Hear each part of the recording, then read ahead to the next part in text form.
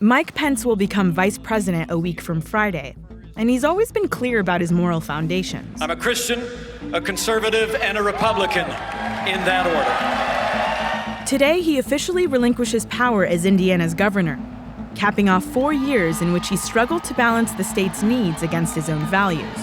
Evan McMorris-Santoro went to the Hoosier state to see Pence's governing style up close.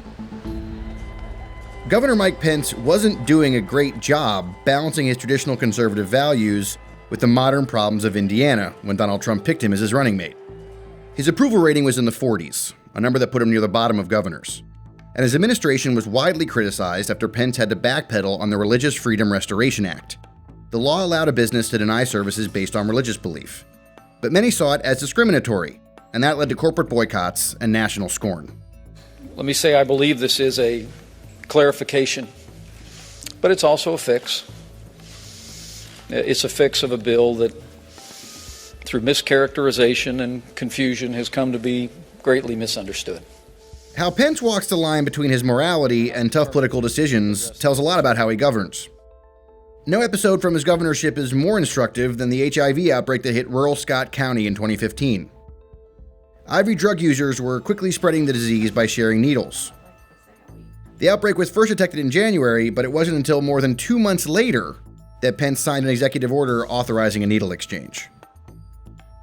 He publicly worried over his opposition to exchanges, telling reporters he prayed over what to do before relenting.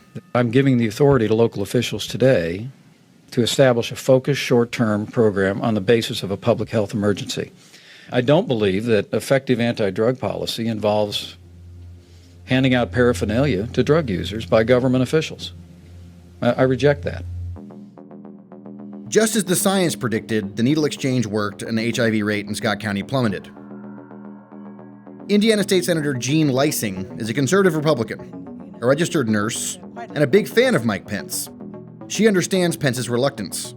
He publicly struggled with accepting the idea of needing to have needle exchange programs. Do you think that we're going to see anything more about like that struggle is going to come up? You think that's done now? I think that's done. I think that he had to work through the same thing that some legislators had to work through, and that's that whole issue of whether or not you're enabling addicts. But I think that the governor would certainly be comfortable now with where we are on this and probably take a more aggressive approach on what are we going to do for a positive outcome to treat the addict. But the fact remains that in Scott County, the virus was allowed to spread while Pence went through what he freely admits was a personal moral calculus. His need to balance faith and public health leaves health experts wary. The economic infrastructure in Scott County, and if you think about the healthcare costs associated with the individuals living with HIV and that are also co-infected, I can't imagine any company would be willing to take that on. The legislature wrote a law allowing other counties to open needle exchanges, like this one in Bloomington. Pence signed it. But the law is very careful. It doesn't allocate any state money to help cover the costs, and only allows needle exchanges when an epidemic of HIV or hepatitis C can be proven to be ongoing. We could do a really good job, and we could get hepatitis C levels down to a non-epidemic status. And as soon as we do that, we'll no longer be eligible to do needle exchange.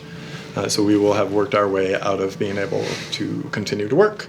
And clearly that leaves us in a reactive position. When faced with the HIV outbreak, Pence proved his adage about being a Christian and conservative above all else. The result was what health experts call a half measure at best.